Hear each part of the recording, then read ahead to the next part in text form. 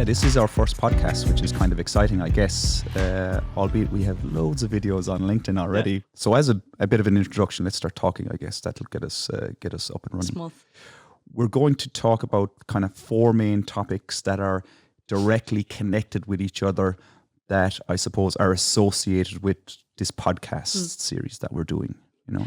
The fifth point is connection, right? Connection, yeah. Which is I think very it's important. something we're gonna mention a lot. Yeah. How all these issues and solutions are connected, because it is inevitable. They are all circular and they all fit to each other. If any of them fails, it just breaks the chain of the process, the change. We have a lot to talk about. No, but we're starting with maybe digitalization. Standardization, mindset, and disruption.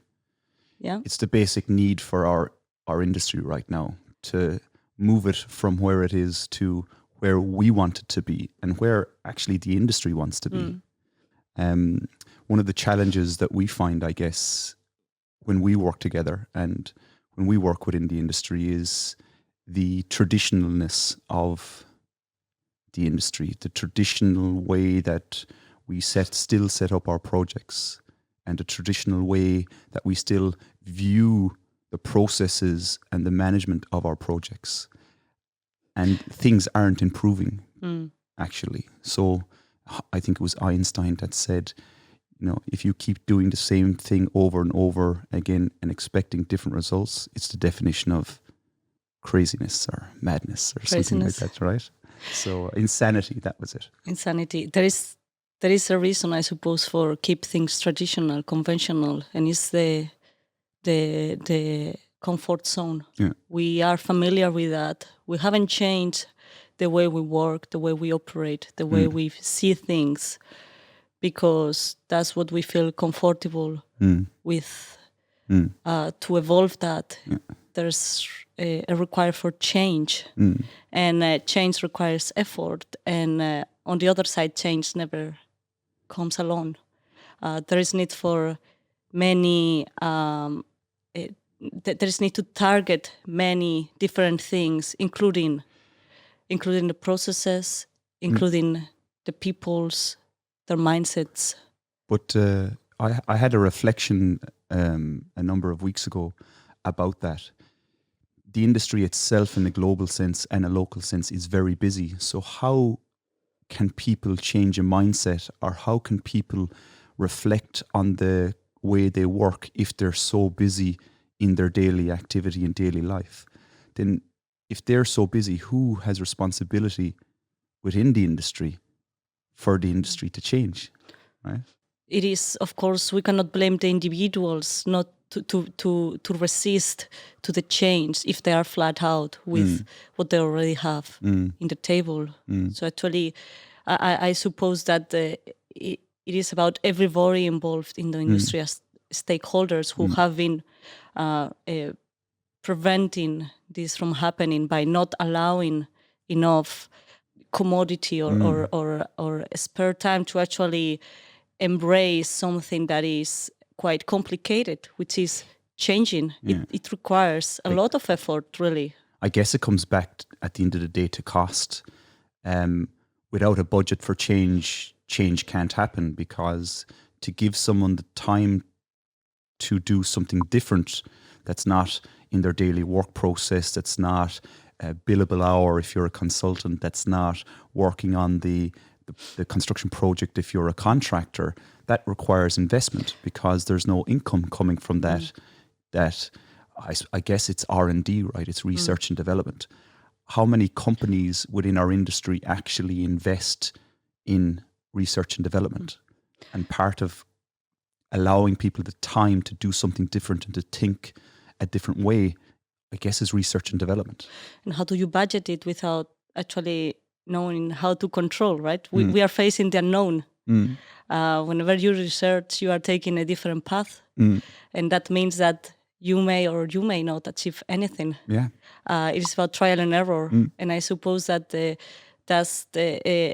how do you allow budget without limiting the end result? What if you are close to achieve something, but actually you can't see that in, but it you could be can't very see close. it, and it may be very close, Yeah. but it may also require a lot more of investment without getting actually what you need and running out of budget. So in some respects, research and development, while it needs to have a time limit, should also not have a time limit, because if you set a time limit for R&D, you don't know what next week could bring after you go past that.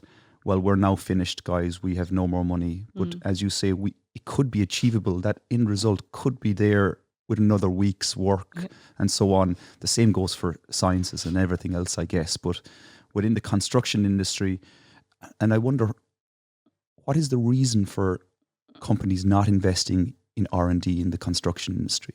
Is it tradition? Is it because the low margins? Historically, the construction industry is an industry that has very little margin. Companies make very little money. Construction companies, consultants, and so on, compared to other industries.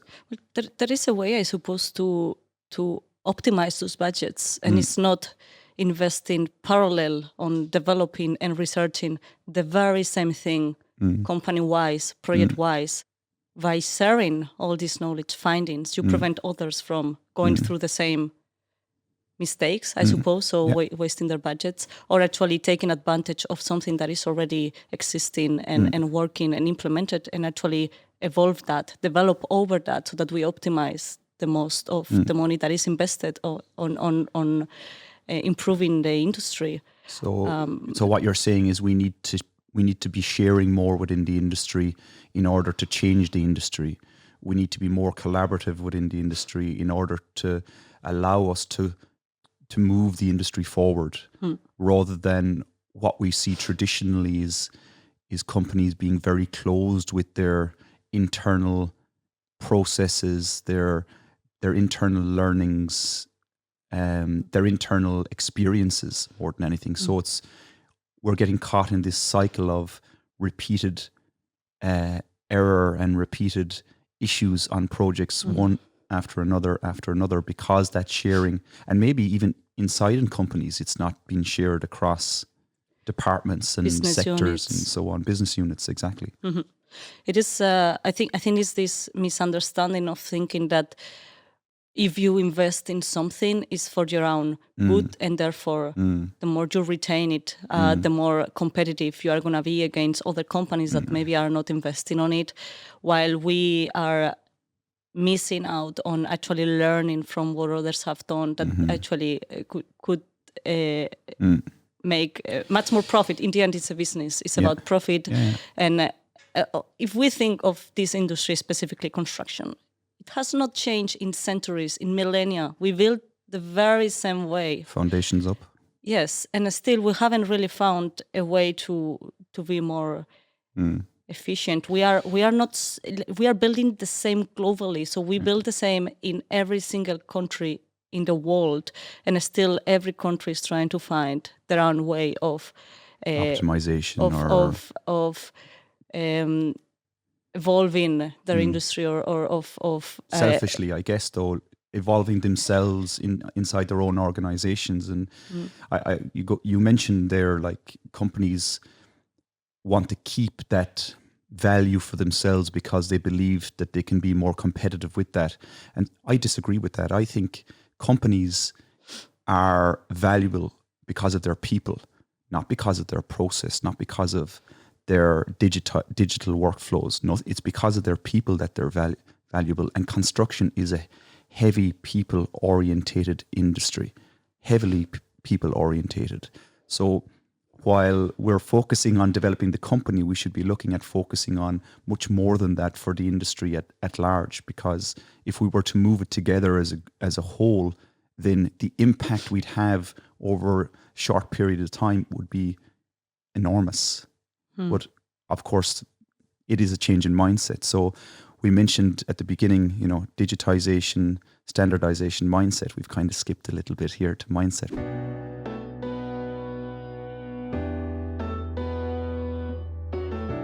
Let's bring it back to digitization now.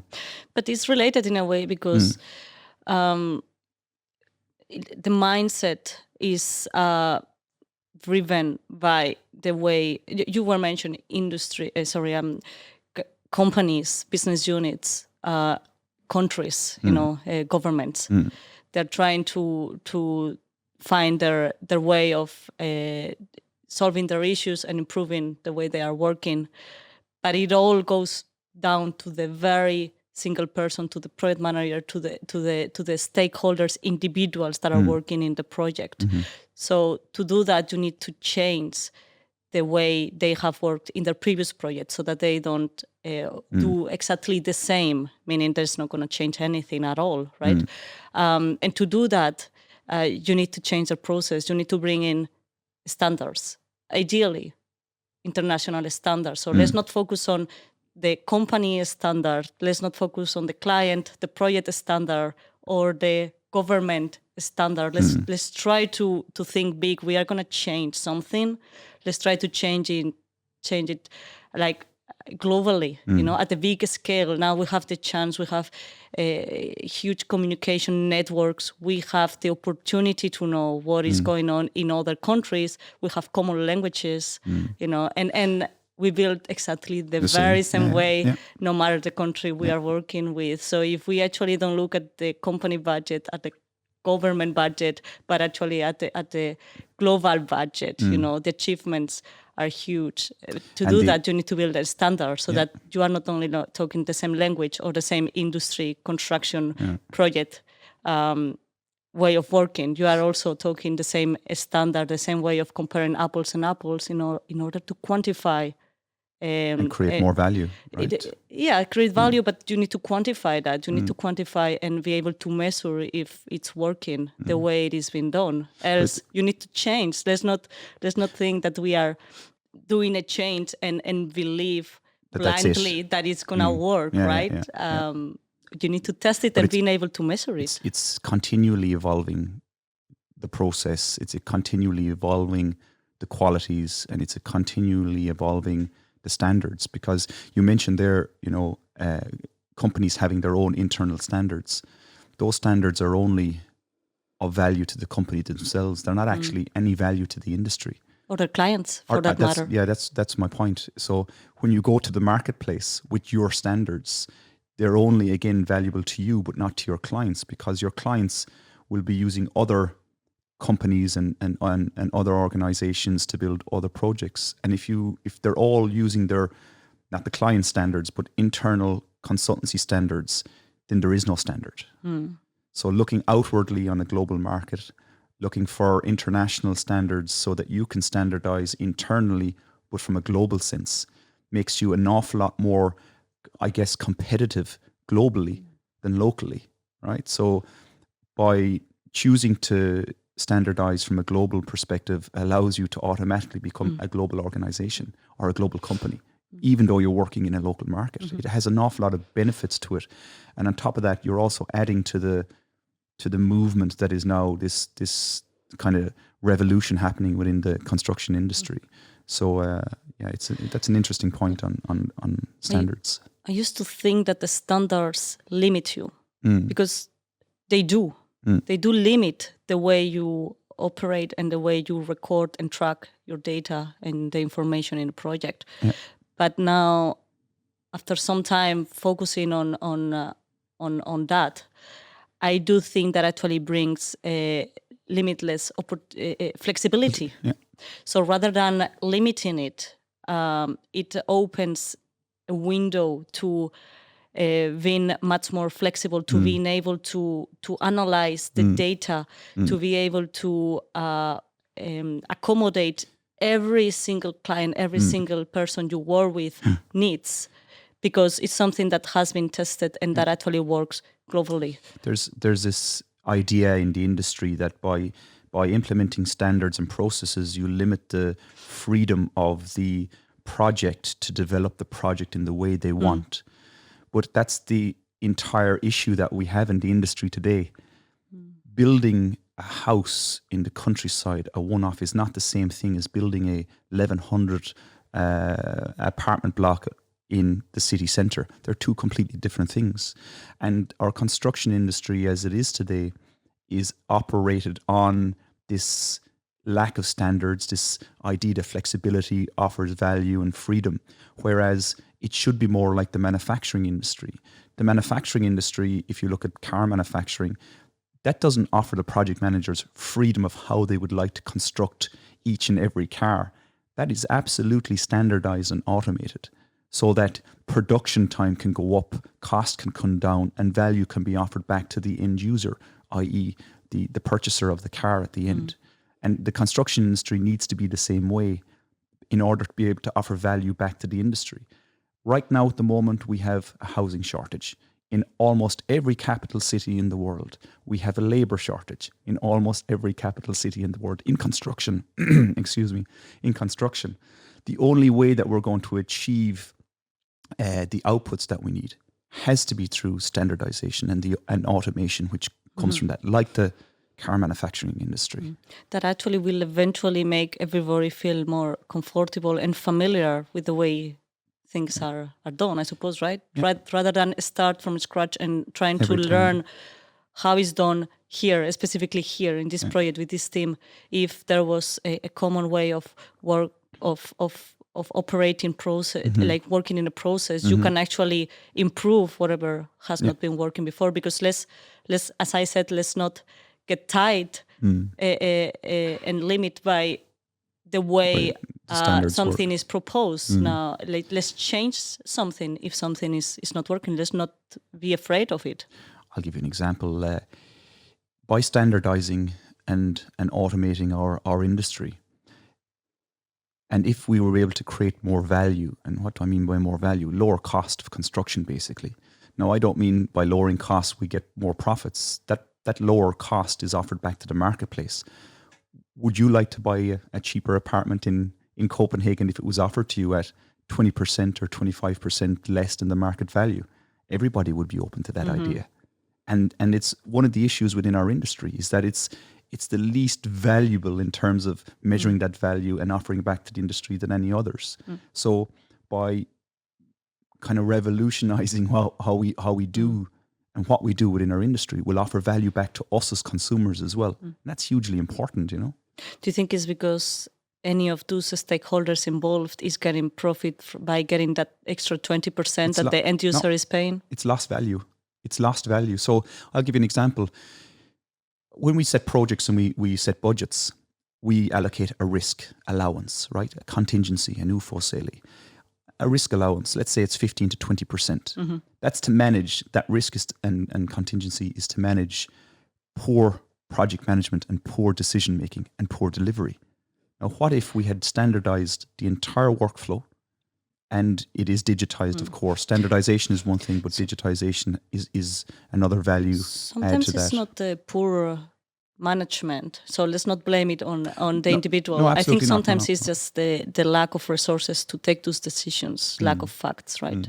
But then, as I say, if it was standardized, you wouldn't need that resource number. You'd be able to reduce the amount of resources that you need on the project. You'd also be able to reduce the risk on the project. Hypothetically speaking, let's say we're able to take out 15% of the risk and offer that back as value to the consumer. I think there's a lot to be questioned here about how we work in this current climate. It's, again, we can reflect back on the motor industry back into the 70s when Toyota had developed this concept to reduce prices because they weren't as competitive overseas. And it has absolutely worked for them.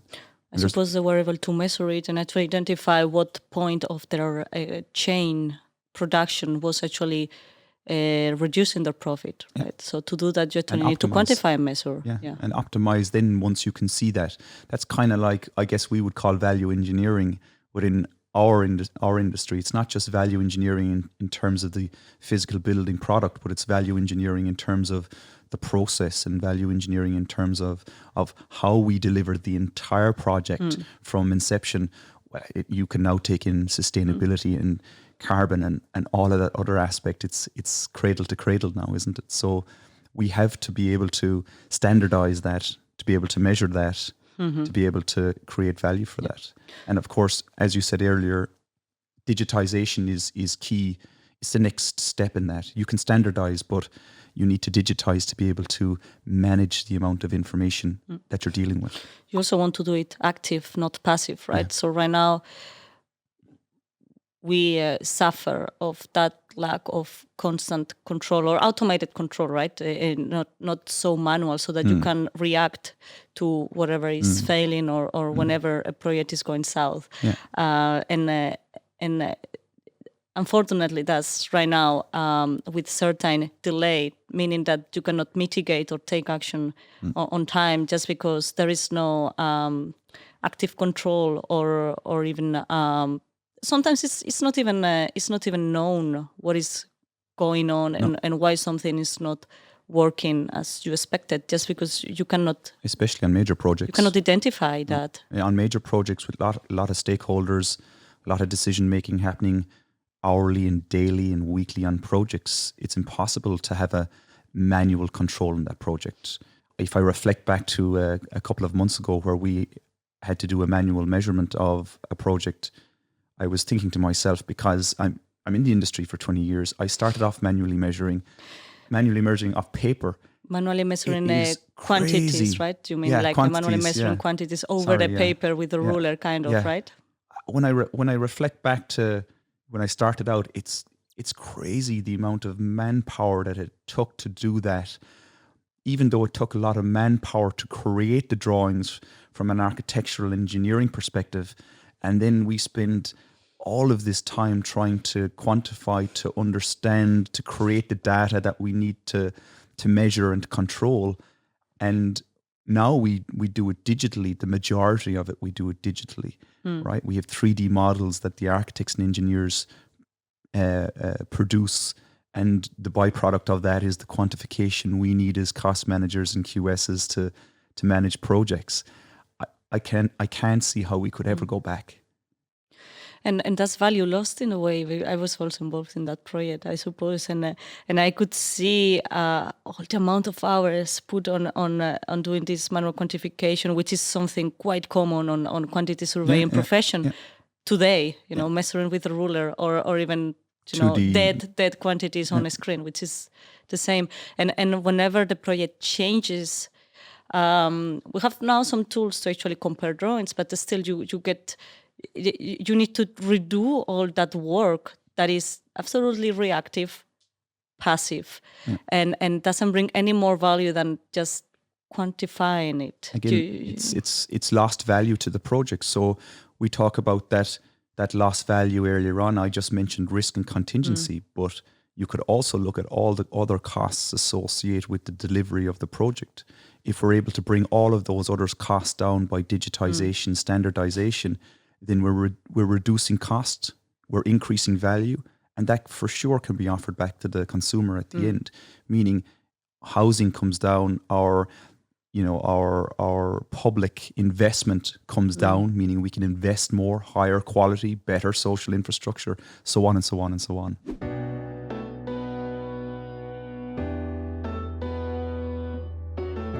I think, standardization, and we can talk about many different stakeholder groups within our industry about how standardization for them and what the impact for them would mean. But at least in this discussion, we're looking at the topic from a high level.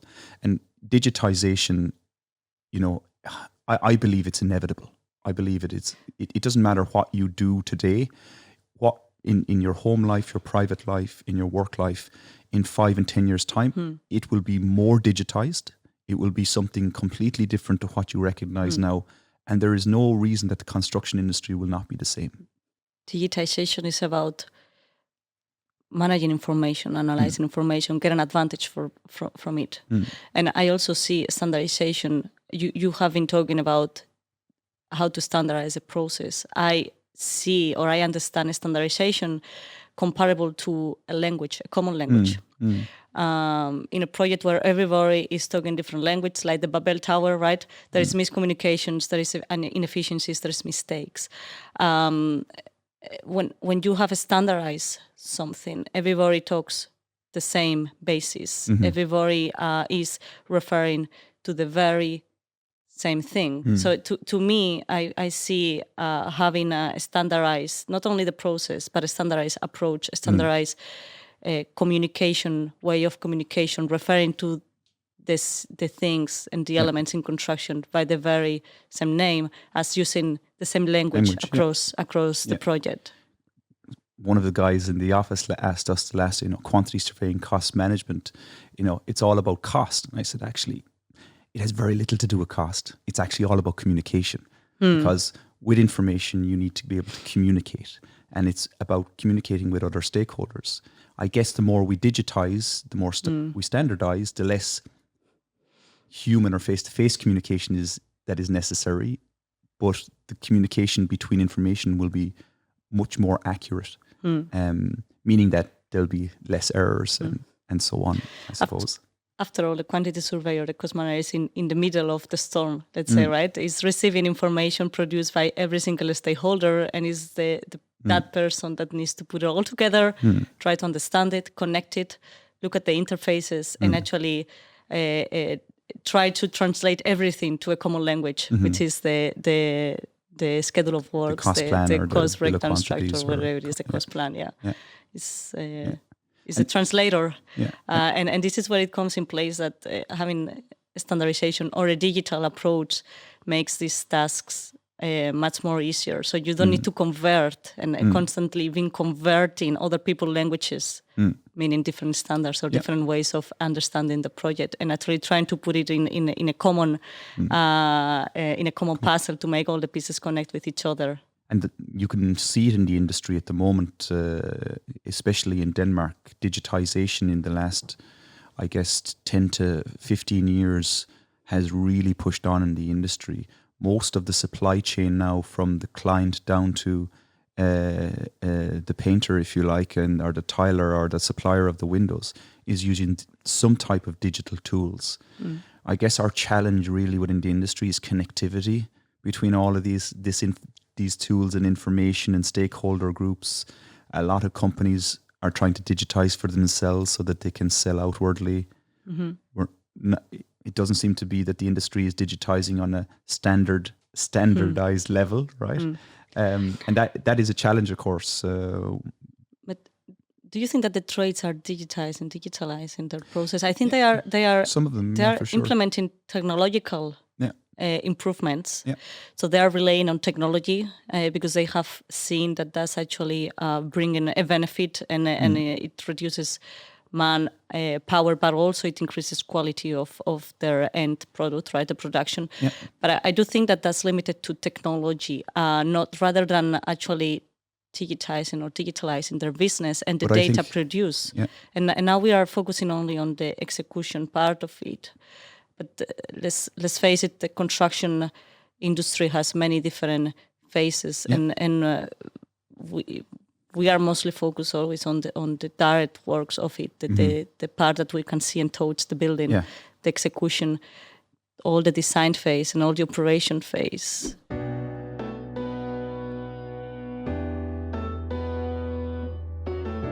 The query or question you raised in relation to the supply chain or the subcontractors digitizing, I think even the move towards using tools and technology in their daily processes is a mindset shift or a mind change, like moving towards more cloud-based solutions for tracking hours or time or locations or accounting, and that's a mind shift, and that's the change that we need. It all needs to start somewhere, I guess.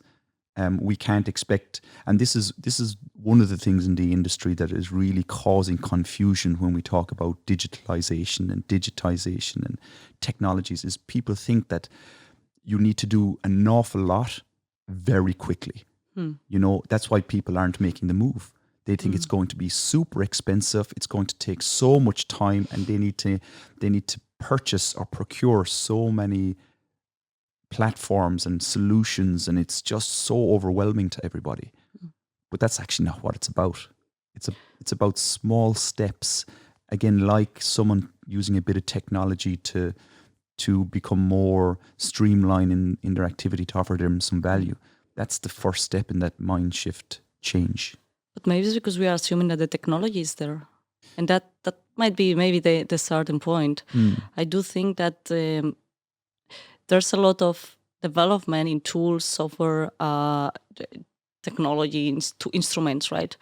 But that maybe is planned with a little bit of disconnection of what is actually needed in the industry, on the field, right, or on the office, and to do that, of course, you need to test it. But then it is about maybe creating synergies between the developers or the two different fields, and it all goes back to, I suppose, also education. We have a lot of double degrees, trying to connect different industries. We have seen a huge revolution and disruption in the medical industry, where they have actually created double degrees that connect medical and biological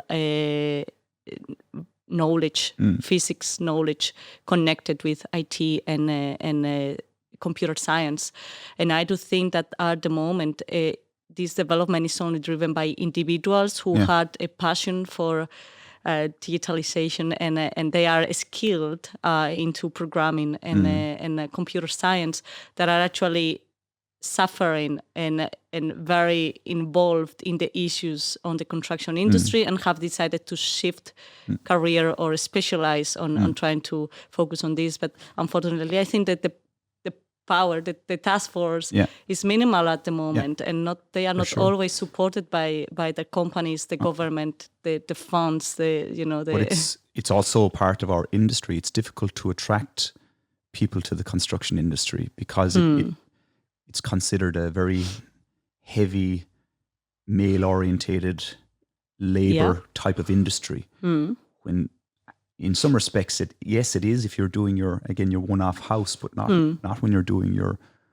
large construction developments, or what we do as consultants. A lot of that, I guess, can be attractive if people knew about it, right? So that's one thing, I guess, to try and bring people, cross-pollination from other industries into the construction industry. Just come back to one point that you made about you don't believe the technology is there.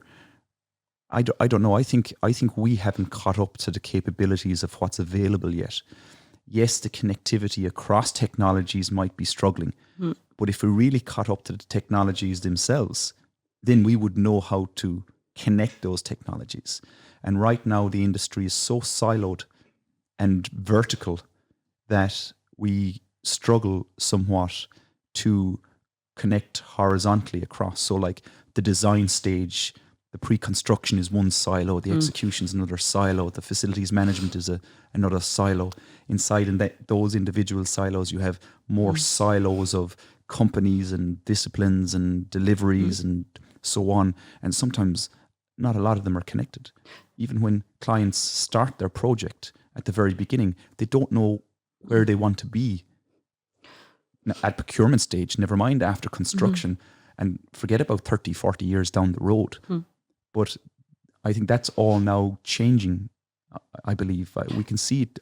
I think we can see it changing, that we're looking more horizontally across than vertically up, I think. They're speaking different languages, as I mentioned before. So now we can see the power of networking, the power of not networking as relations, personal relationships, but more as networking the data, the information, everything produces, and how to take advantage of it at different stages of the project. And again, it will take an awful lot of work to connect all of these elements together to get us to where we need to be. But it's not something that we're going to solve in the next year. It's decades down the road. The fourth revolution here is going to take decades to get us where we want to be. But two things is one is it's inevitable, it's going to happen.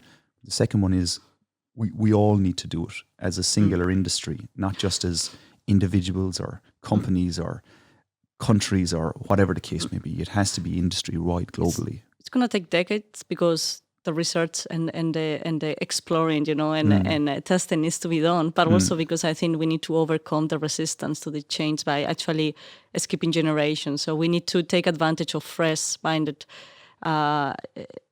new people coming to the industry, not necessarily young ones. That's everybody that is willing to change it and actually comes with new ideas and cannot understand why things are done the way are done and foresee that that's ridiculous. Sometimes it is, and actually bringing and being supported by other newcomers that agree with their proposals.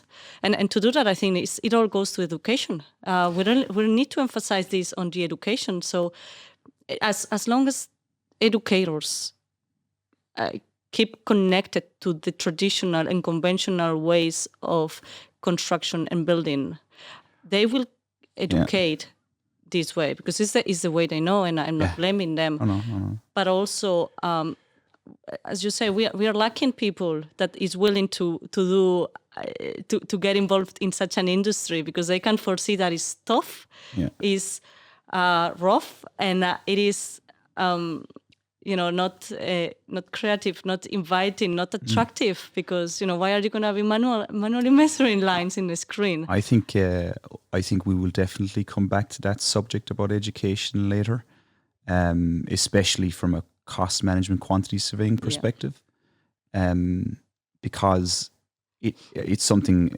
personally I'm passionate about, because we need to change. We need constructive thinking, critical thinking. We need people just to be asking all the questions daily about the way we work, why we do it in this way. Because if we're passive coming out of university as young, educated students, that means we're going to be passive for the rest of our lives unless we can change our mindsets, right? But ideally, it's the universities that set the foundation for the way we think in terms of our creativity and our critical thinking. So we'll come back to that subject. I think that's a big one. I really believe that the change in mindset in the industry will also open a door to the other 50% of the population, the female students and female professionals that right now are reluctant to get into the industry, or actually not attracted at all by it because of how conventional it really is, and how not welcoming in some sectors it may be. There's some great females working in the industry on LinkedIn that are disrupting the entire thing, from machine drivers to women in BIM to quantity surveyors, project managers. It is absolutely fascinating to see it, and that disruption is also beginning to change the mindset.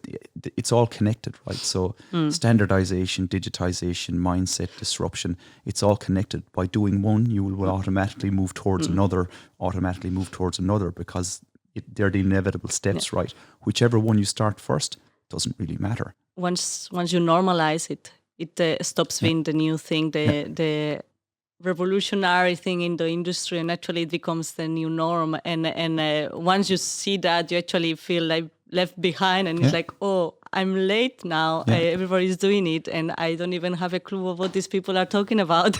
There will be it's gonna be very fast, that's for sure, and we can see it in the last 5 years. It's been crazy, the developments and the connectivity on social media we have with LinkedIn and Twitter and these type of platforms means that we can communicate now globally quite quickly, and I think that is one of the big hindrances of the construction industry up until 15 years ago, is that we really struggled to communicate globally, meaning that the industry itself was a very local industry. You could obviously, as individuals, move abroad and take your knowledge and experience with you, or as companies move abroad and take your knowledge and experiences with you. But in terms of kind of global standardization and that speed of transferring knowledge and education and understanding has come massively in the last 15 years. So it's one of the reasons that we are now seeing this huge trend in digitization and construction. And it, as you say, it is just going to explode in this decade. We will not be working the same way we are today in 2030. It will be completely different. maybe in a way that we cannot even foresee or imagine. Nope. And I'm very excited to see that time come. It's one of the most exciting periods within the construction industry after the Industrial Revolution, I guess, right? But right now, it is super exciting. And as you say, who knows where it's going to end up in the next decade. We are at the very, very bottom of industrial revolutions. I think we do the things the same way we were doing in Mesopotamia, it's just gonna be amazing. I'm really looking forward. I hope to live to that. It's going to go so radical that we're going to start building from the roof down rather than the foundations up. I wish. Yeah, no, but and that kind of leads us on, and what we're talking about is disruption. And for us as individuals, we like to disrupt. Us as a company, we like to disrupt. We want to change the way we do things today and do them completely different tomorrow, for the better. Not to make the industry worse, not to make more financial gain, not to put people in a poor situation, but as an industry as a whole, to make things better for everybody within the industry. And as we mentioned about value creation, for also everybody outside of our industry. Because construction, whether you see it or not, affects everybody's daily life, whether they work in it or not. If you're a nurse in a hospital, that hospital was built by someone. That hospital was designed by someone. Decisions were taken in order to affect that person's daily work environment. Yep. If you live at home, in your house or your apartment or wherever you live, that construction directly affects your daily environment. So the disruption and the revolution within our industry is not for the industry on its own. It's actually for everybody on this planet. And I think that's something that's important to get out there. Whereas other industries might reflect inwardly on themselves, the construction industry reflects outwardly on everything that we do. And it's not only about buildings and housing, it's also infrastructure. Everything. Transport industry. Transportation, social interactions, you name it. It's even food production. Every single industry is actually affected by construction, infrastructure. Yeah. I think the reason that we're doing this, I guess, is, well, for me personally, is to be able to communicate with the industry and talk about the industry and talk about the problems and talk about hopefully solutions as well. And for me, we really want interaction with people. We want to hear people's opinion. We want people to give their opinion of what we talk about, whether it's the good, bad, or the ugly. It doesn't really matter for us. It's just to be able to communicate and get this communication going within the industry. Yeah. I see this as a huge opportunity to actually reach people outside our circles, our environment, people we are not working with or that don't even know about us and what we do, but may think like us or opposite to us. And, it always enrich to hear different approaches and visions of where are we going and where are we now. Yeah. So we want people to comment, to like, and to come back to us. Yeah. You can take out all of that stuff. Thank you very much.